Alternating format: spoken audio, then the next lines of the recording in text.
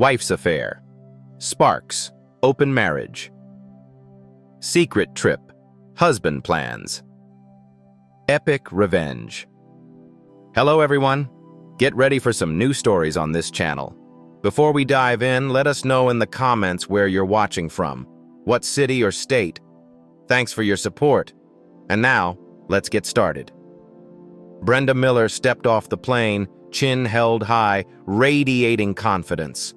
She felt no shame about her 6-week affair in Colombia. Why should she? She was successful, desirable, and felt stifled by her life with Robert. Doctor. David had awakened passions she'd long buried. Their affair was bold, thrilling, a whirlwind of excitement, until Robert's furious phone call shattered the illusion. Hearing him rage about her brazen adultery had startled her, although a part of her secretly admired his unexpected display of strength, a backbone she hadn't seen before. As the weeks passed, however, David's charm began to fade. Once he sensed her marital troubles, his demeanor shifted. He became controlling, cruel, and mocking. What had once felt liberating and freeing became increasingly degrading and emotionally abusive. Yet Brenda refused to admit regret. She endured his taunts out of pride, a stubborn refusal to acknowledge vulnerability. Their affair ended abruptly and coldly, with David literally switching seats to avoid her on the flight home, a stark and silent ending to their intense connection. Meanwhile, Jessica, a colleague entangled in her own affair, revealed that Robert had threatened to expose her. Kevin, Jessica's husband, was not a man known for his forgiveness, and sure enough, a process server ambushed Jessica with divorce papers the moment they landed on U.S. soil. Brenda feared a similar fate, dreading the arrival of divorce papers. However, she felt a strange sense of relief when no one approached her upon arrival. It confirmed what she already believed. Robert was too weak to leave her. She convinced herself he was hurting at home, heartbroken but still devoted, waiting for her return. After 6 weeks with David, she was eager to reassert control, imagining Robert desperate to have her back. That confidence, however, shattered at the Ambassador Hotel. Expecting Robert's presence, she found an empty lobby. Dismissing a flicker of worry, she strode to the front desk. Then, one by one, her credit cards were declined. A sick feeling crept into her stomach, a chilling premonition of the truth. Forcing a smile, she demanded another attempt, but the clerk remained firm, her polite demeanor unwavering despite the hushed whispers behind Brenda. Stepping aside, Brenda tried to remain composed, certain Robert had a reasonable explanation. Brenda's unease deepened when her call to Robert went unanswered. His number was disconnected. Panic flickered, then intensified. A suited man approached, handing her a manila envelope. "Robert wanted you to have this," he said, his tone neutral, offering no apology, no explanation, only the unsettling weight of the unknown. Tearing it open, she found a typed letter and a smaller, sealed envelope. As she read, a tightening shock constricted around her heart. Robert hadn't forgiven her. He had transformed, becoming cold and vengeful, a far cry from the passive man she had dismissed as weak. Her pulse pounded as she absorbed each line, but one phrase stood out. "You apparently justified your actions by concluding I had a whirlwind affair with Deborah in Iraq. I did not. Our single indiscretion never crossed the line into intercourse."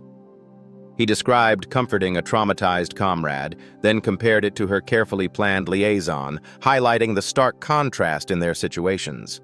She remembered the smug justification she'd used whenever guilt threatened to surface, a self-serving rationalization she now found utterly repellent. She pressed her lips together, forcing herself to continue reading. "I know you also had an affair while I was assigned to Korea. Someone told me about your strange parking routine at the Red Roof Inn.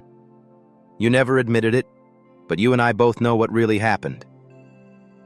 Anger heated Brenda's face. That was old history. Why bring it up now? They'd survived that time. She'd been discreet, or so she'd thought. Yes, it had been thrilling with the anesthesiologist who'd worked the night shift. Yes, it had ended the moment Robert returned, but it shouldn't matter now. The letter continued. From your letter, I see you decided we live in a relationship where one spouse unilaterally does whatever they want, no approval needed. I suppose turnabout is fair play. Brenda's pulse raced. Turnabout. Robert was threatening something big. Each subsequent paragraph confirmed it. He'd sold the house, drained their bank accounts, canceled his phone plan, and was about to vanish on an extended RV trip, a calculated and complete erasure of their shared life. She read feverishly, ignoring the curious glances of passers-by. Then she discovered the deeper horror. I shared the evidence of your extracurricular adventures with HR at the hospital. I have a contract ready for them to sign guaranteeing they'll terminate you and your dear Dr. David to avoid me suing for failing to enforce their morality clause. Monday morning should be quite eventful for you. Brenda's heart lurched. She had once walked those hospital halls with pride, known as a skilled, if blunt, nurse. Losing that job, her identity, would devastate her. But Robert wanted exactly that. I gave our children copies of your photos and videos with David, his letter read. I told them the truth. I'm leaving for a long trip. They begged me not to cut you off, but I said I'd call you as often as you called me, 0 times. She could almost hear his mocking tone, so unlike the man she once dismissed as weak. Then the final blow. I'm not divorcing you. If you want out, file for abandonment. I won't contest. I've already taken what I need. The house, the cars, our money, the kids' respect. Enjoy the open relationship you forced on me. Oh, and I left you one last gift, a $500 Visa gift card. That's all the plastic you have left. Robert. Her hands trembled. Rage, humiliation, and fear twisted in her gut.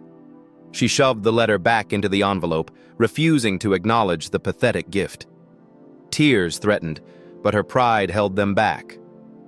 Lifting her chin, breath shaking, she cursed Robert's name. He was the villain. He had ruined everything. She straightened, marched to the front desk, and slid the envelope under her purse. Snapping her fingers, she demanded, I need a room. My husband left me in a bind, but I can pay cash if necessary. The clerk hesitated. We accept cash, ma'am, but we require a deposit and valid ID. Her stomach tightened. How much did she even have? Digging through her purse, she found barely $100. Far from enough. Gritting her teeth, she tore open Robert's smaller envelope and pulled out the $500 gift card. She forced a smile. Try this. If Robert was telling the truth, it would cover a night or two. Tapping her foot, she waited. The card processed. Relieved but seething, she paid for a single night. Room 1010. Miss Miller, enjoy your stay, the clerk said, polite but with a subtle undercurrent of condescension, or was it paranoia? Snatching the key card, she signaled the bellhop and stormed off. Fury burned through her. At Robert. At the humiliation. At how fast her perfect world was crumbling. The bellhop rolled her luggage cart behind her in awkward silence as she pressed the elevator button.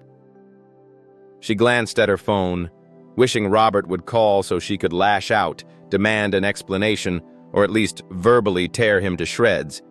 But his number was gone, disconnected. A silent reminder that he'd effectively cut all ties. The elevator door slid open. She stepped in. The bellhop followed. The letter burned in her purse like a brand of shame. Alone in her hotel room, Brenda paced, trying to make sense of it all. Her suitcase sat by the bed.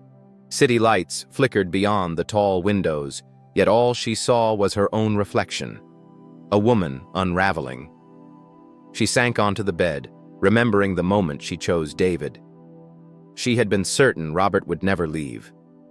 David's confidence, His whispered flattery about her unfulfilled potential, the idea that she was too hot for a dull marriage. She had welcomed his attention, believing Robert was spineless, someone who would wait obediently for her to return, no matter what. How arrogant she had been, parading her affair, laughing about feeling liberated from an aging husband. When Robert's furious call came, she had smirked, convinced he'd calm down. He always did. Now she saw how her pride had driven him to act. A flicker of regret surfaced, but anger burned hotter. She needed to fight back. She had no home, no money, but she wasn't some powerless victim. After a fitful night's sleep, Brenda awoke with a renewed sense of purpose. She called the bank. Surely this was some mistake. But after explaining who she was, she got a cold corporate reply. "Ma'am, all joint accounts have been closed by Mr. Robert Miller using a valid power of attorney. We cannot divulge further details. We suggest you contact him directly." She hung up, fuming, knuckles white. Next, she called her children, both grown and out of state. She reached her son's voicemail, tried her daughter, who had always been closer to Robert anyway, straight to voicemail. She left a message. "I need to speak with you. It's urgent. Call me back." She refused to mention the fiasco in a voicemail, but some part of her suspected Robert had turned them against her. Next, she dressed in crisp slacks and a fitted blouse, hair pinned neatly, and took a taxi straight to the hospital. If she could cut off Robert's sabotage at the source, maybe the HR department would dismiss him as a bitter spouse spinning lies. After all, she'd earned the respect of her department head. She was known for being an excellent, if outspoken, nurse manager. They needed her skill and experience. Let them try to tarnish her. She'd fight tooth and nail. She arrived just before lunch, ignoring the curious stares of colleagues in the lobby. Word must be spreading. She marched to HR, expecting a quick resolution. A stern-faced woman behind the main desk greeted her. The nameplate read, "Miss Garcia, HR Manager." Brenda recognized the name from Robert's letter. Her stomach clenched. Miss Garcia's eyes flicked up coldly. "Brenda Miller, I've been expecting you." Her voice was clipped, disapproval coiling in every syllable. Brenda straightened, steeling her posture. "I've come to clear up these ridiculous claims my husband has apparently made. I don't know what he sent, but he sent us explicit photos, Miss Miller. Photos and statements from a private investigator. He also threatened a lawsuit for breach of our morality clause if we continued employing you or Dr. Edward Hill." Brenda's mouth twitched. "That's outrageous. He's just a scorned husband. There's no real legal footing. And how dare you read private? You signed a code of conduct when you were hired, correct?"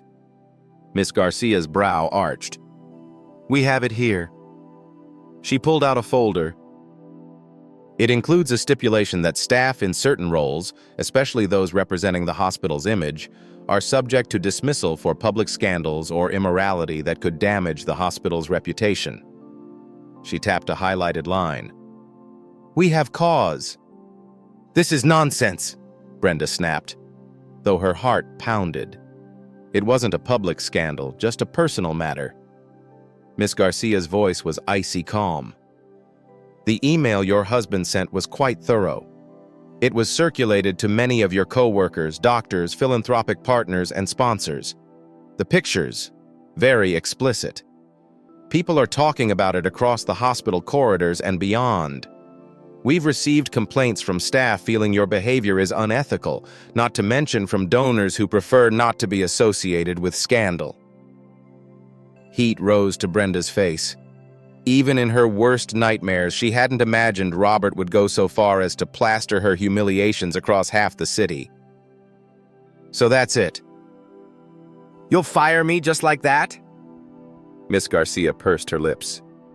"We're still reviewing the matter with legal counsel. I'm not here to debate the morality of your personal life, Miss Miller, but the hospital's board feels it must protect itself from a potential lawsuit and from public outcry." She slid an envelope across the desk. I'm afraid you are suspended without pay until further notice. Brenda stared in shock. She wanted to lash out with the most cutting words she could muster, but a swirl of conflicting emotions tangled her tongue. Instead, she snatched the envelope and turned on her heel.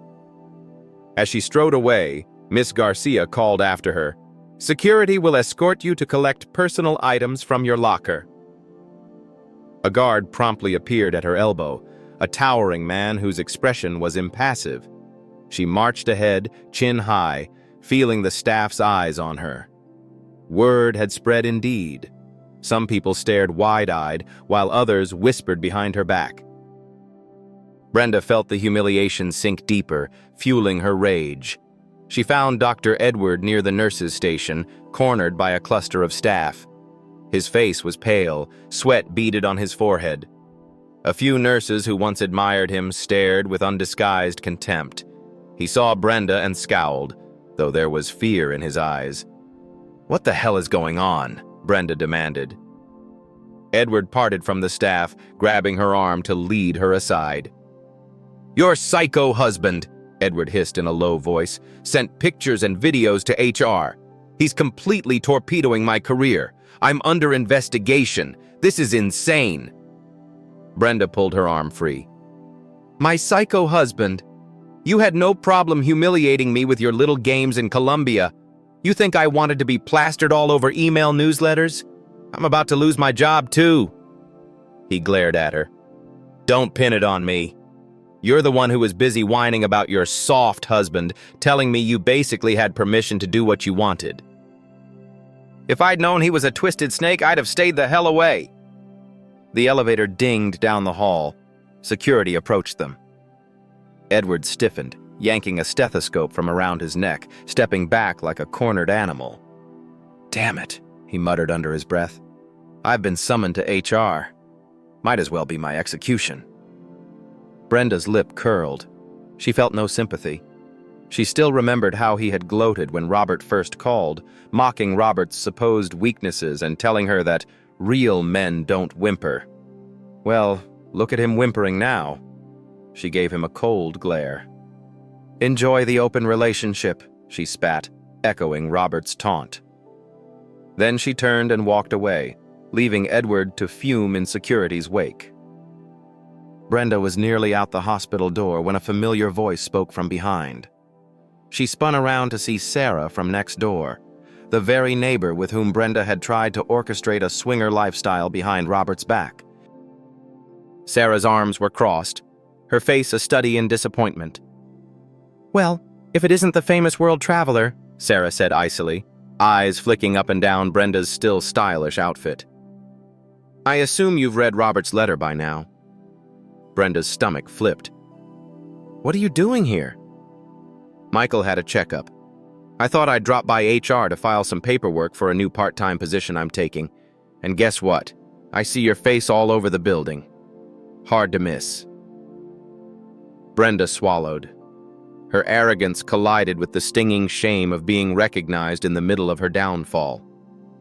"I'm sure you're having a grand time. Save your judgment. I hear you and your husband are into swinging, so don't pretend to be righteous." Sarah's lips parted in a bitter laugh. "Swinging, yes, but not cheating. There's a difference. Michael and I share everything openly. No lies or secrets. You tried to rope me into your fling with Edward behind Robert's back. That's not how it works. You got yourself into this mess." Brenda bristled. "Don't you dare lecture me. You fed me ideas for months, flaunting your open lifestyle, and look what it did to my marriage." Sarah shook her head. "Don't blame me for your choices. Robert's a good man. If you'd had an honest conversation with him, who knows what arrangement you could have reached. Instead, you lied, manipulated, and humiliated him." "I had no clue. You never even told him about your plan." Brenda clenched her fists. "You're defending him after he's destroyed my entire life. He sold my house, took my money, turned everyone against me. He's the real monster here." Sarah's gaze hardened. "You made him that way.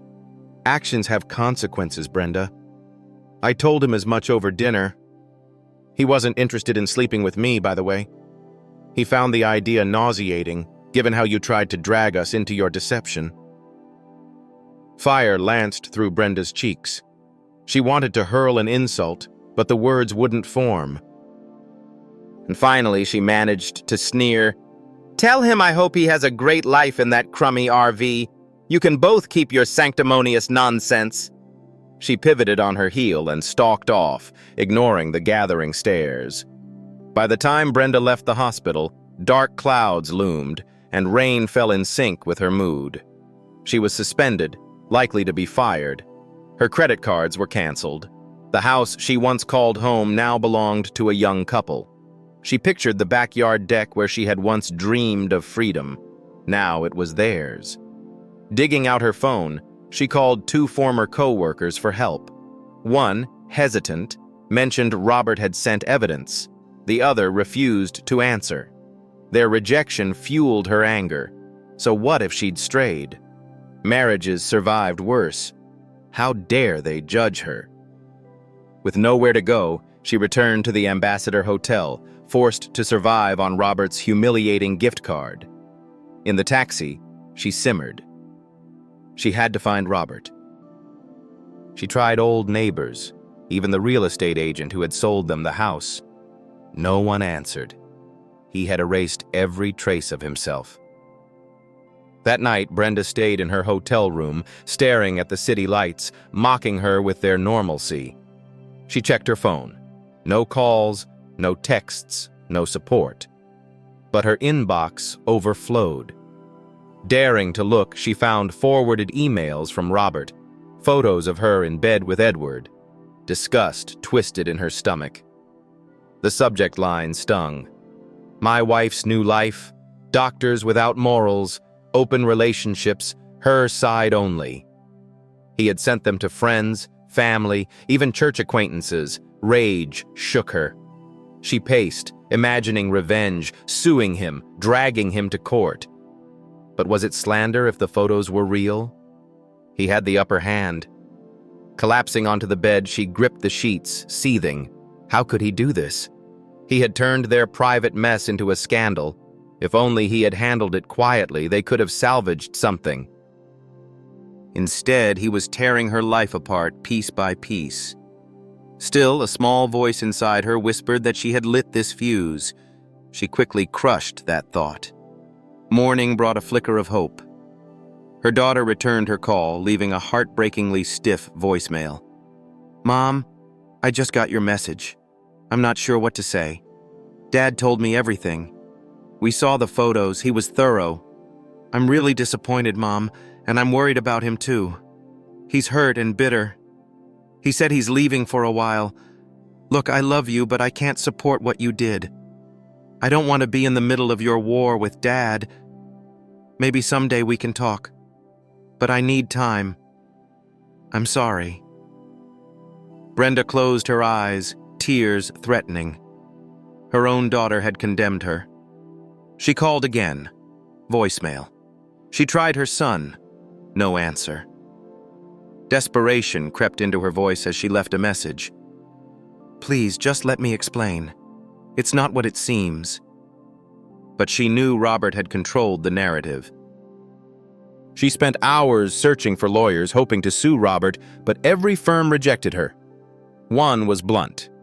If the evidence is real, it's not defamation, and without money, you can't challenge asset sales. She hung up, cursing. She had nothing. No job, no assets, no support. For the first time, true desperation hit. That afternoon, a strange email appeared. Her heart jumped. Robert. She opened it, scanning quickly. Brenda, you're probably ignoring me, but I'll try anyway.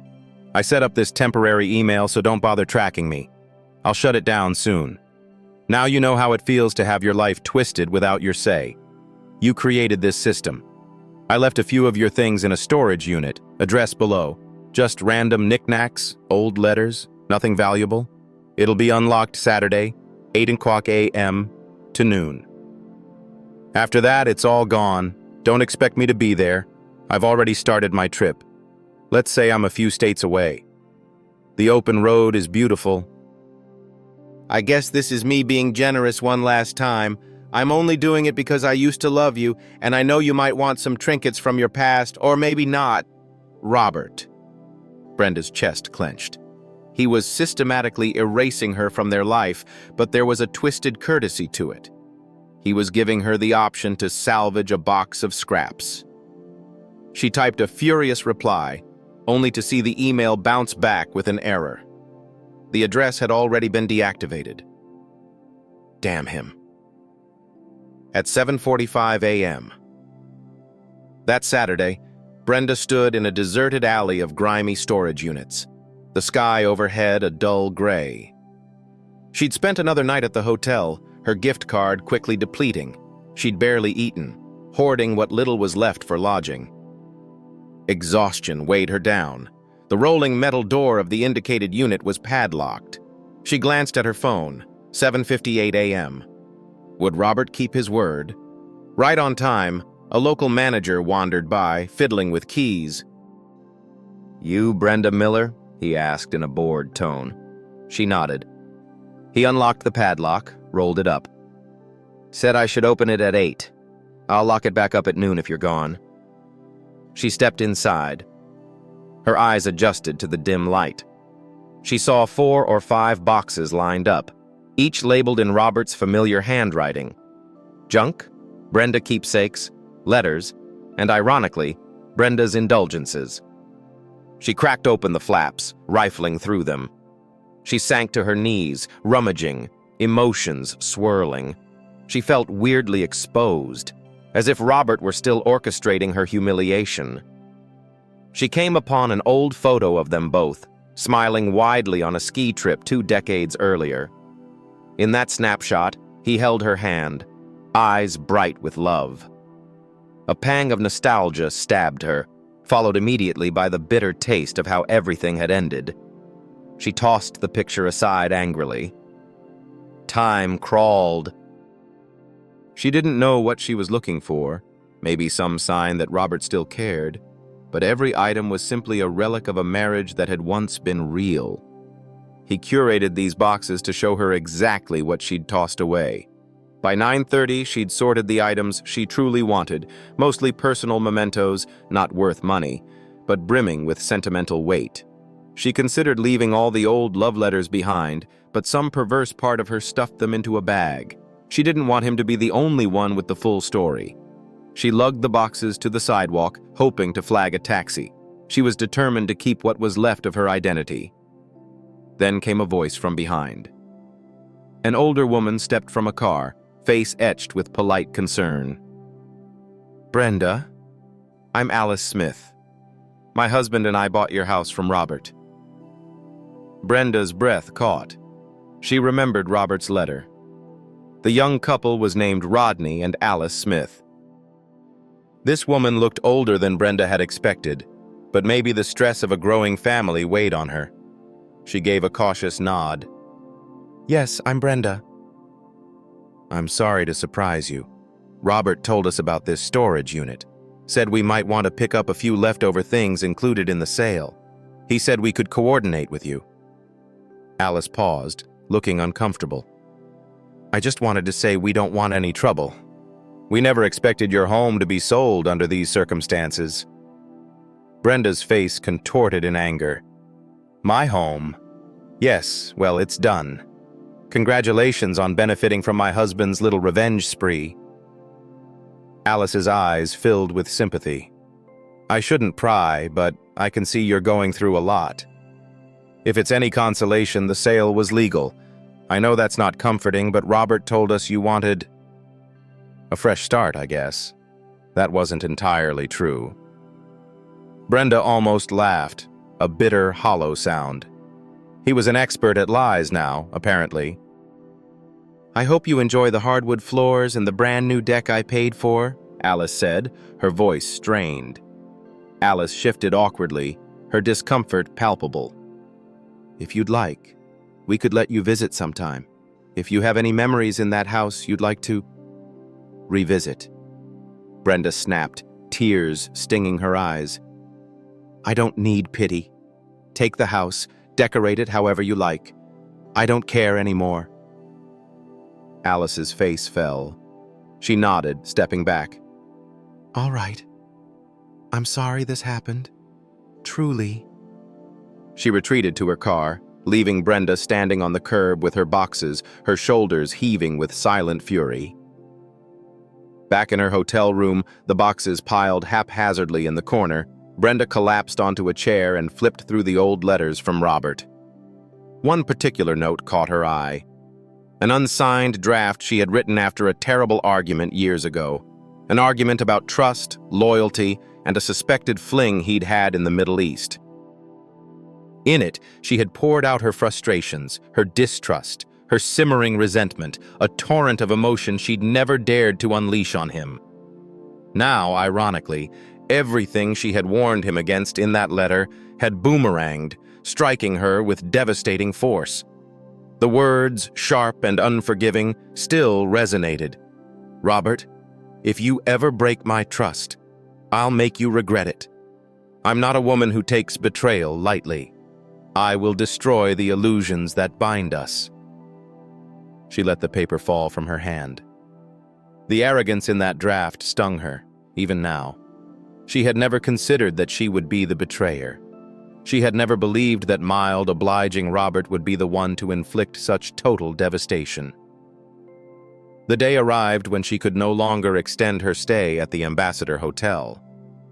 The front desk informed her that her gift card was nearly depleted.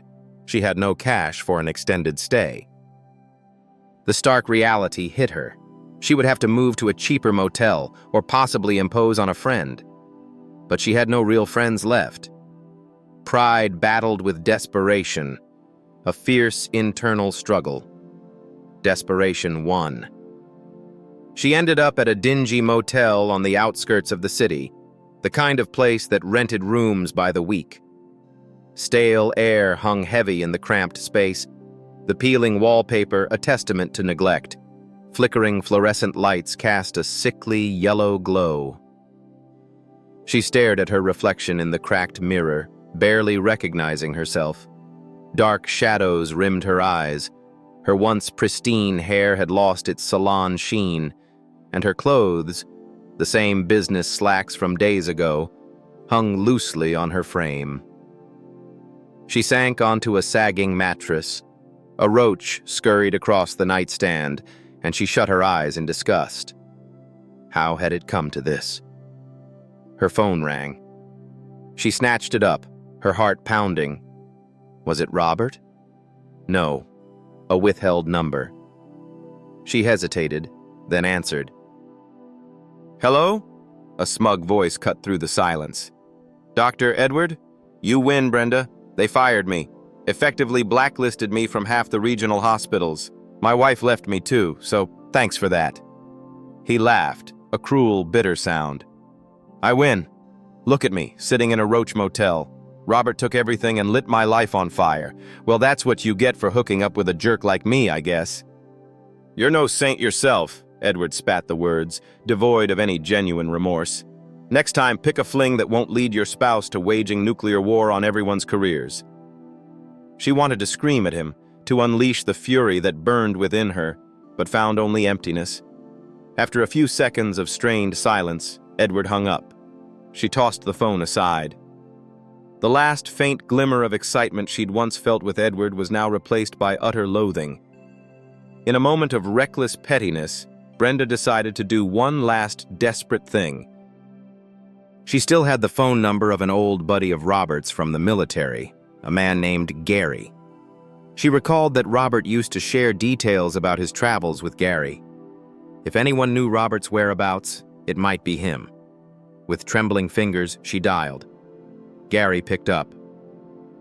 "Hello?" Her voice was tight, strained with desperation. "Gary, it's Brenda Miller."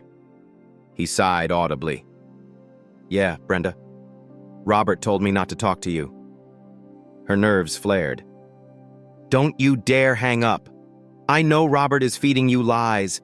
Tell me where he is, or—" "I'm sorry, I can't help you," Gary said firmly, his voice unwavering.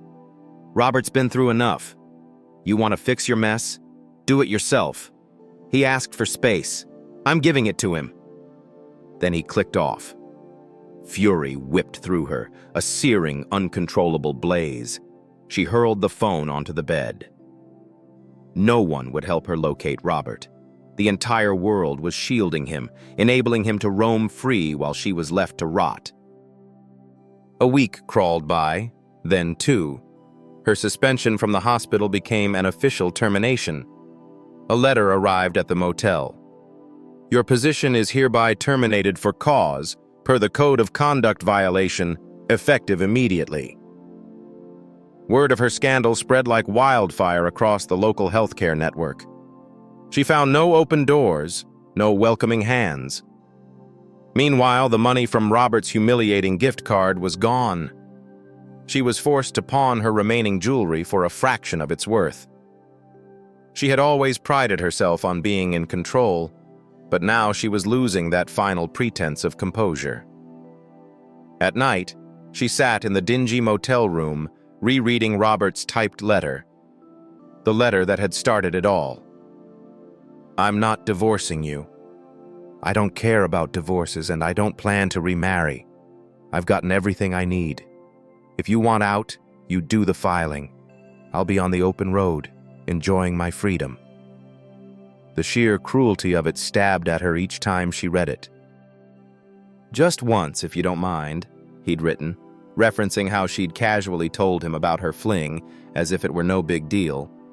She realized with a shudder that his revenge was not only material, but psychological, a slow, crushing destruction designed to dismantle her from within. She recalled how she had once told him she wanted independence and excitement. He had responded by giving her isolation and despair, leaving her with nowhere else to turn. Brenda eventually mustered the cold determination to contact an attorney about divorcing Robert for abandonment. Maybe it was the only path left to reclaim a shred of dignity, to gain some legal clarity. Maybe she could accuse him of misusing the power of attorney. The attorney told her the fight would be uphill. Robert had executed all documents impeccably, had disclaimers for everything, and had meticulously recorded every real estate transfer with precise signatures. The money was gone, likely in untraceable accounts. Robert's letter indicated he'd used her own signature from the original POA, which she had voluntarily signed. The attorney spelled it out plainly. "You can sue, but you'll need a war chest. The outcome isn't guaranteed." Brenda stared hollowly at the legal estimates. She didn't have the funds. So it all looped back to Robert's final mocking invitation. She could file for divorce or remain married in name only. A woman with no husband, no assets, and no hope. She left the office feeling numb. Her illusions of fighting Robert in court had collapsed under the weight of practical reality. She drove the battered used car she'd managed to purchase with pawn shop money back to the motel. The sky hung low, heavy with rain. Dark clouds pressed in like an omen of endless gloom. She sat behind the wheel, the engine ticking in the silence. For an instant, she let the tears slip free, unstoppable. She, who once strutted with unshakable confidence, was now crying in a motel parking lot, the stench of stale cigarettes drifting through a cracked window. When at last she forced herself to move, she unlocked her motel door and staggered inside, tossing her bag onto the rickety table. She eyed the boxes from the storage unit, which she had stacked in the corner. Wrinkled love letters spilled from the top, mocking her. She hammered her fist against the table, fury blazing. "Robert Miller!" she hissed through clenched teeth. "You vile bastard!" Yet even as her voice trembled, she heard in her mind an echo of that phone call he'd made weeks ago, his tone raw, betrayed, hurt. Perhaps in some twisted sense, she had molded him into this. She had crushed his pride, flaunted her affair, and left him feeling worthless. And the gentleman had retaliated by becoming something monstrous, overshadowing her arrogance with an even more ruthless brand of vengeance. In one last grim gesture, she opened her phone's photo gallery. A shot from her earliest affair, the Red Roof Inn rendezvous, caught her eye. She stared at the younger version of herself, smirking, standing next to some nameless fling. She tapped delete, as though erasing that memory might lighten the burden. But it didn't. Her phone still housed countless images from her life. Images Robert had already stolen and weaponized in a public forum. He had won. That knowledge felt like shards of glass in her veins. She was left with the meager possessions from the storage unit, a tarnished reputation, and no safety net. The unstoppable avalanche of Robert's revenge had buried her.